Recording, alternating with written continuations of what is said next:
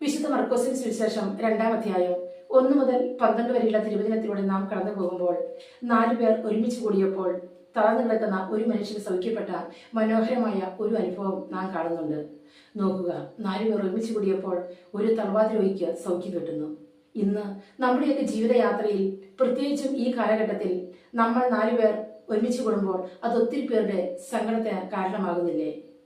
മറ്റുള്ളവർക്ക് മുറിവുണ്ടാക്കുന്ന ഒരു ആയുധമാണോ, അല്ലെങ്കിൽ മറ്റുള്ളവരുടെ മുറിവുണക്കുന്ന ഒരു ഔഷധമാണോ നമ്മുടെ ഓരോരുത്തരുടെയും കൂട്ടുകെട്ട്?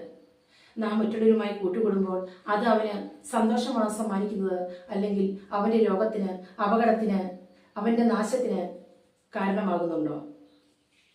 മറ്റുള്ളവരുമായി കൂട്ടുകൂടി നാം മറ്റുള്ളവരെ കുറ്റം പറയുകയും അവനെ വിമർശിക്കുകയും പഴിചാരുകയും നിന്ദിക്കുകയും അപഹസിക്കുകയും ഒക്കെ ചെയ്യുമ്പോൾ അതിന്റെ ദോഷഫലം നമുക്കും ഉണ്ടാകുന്നു.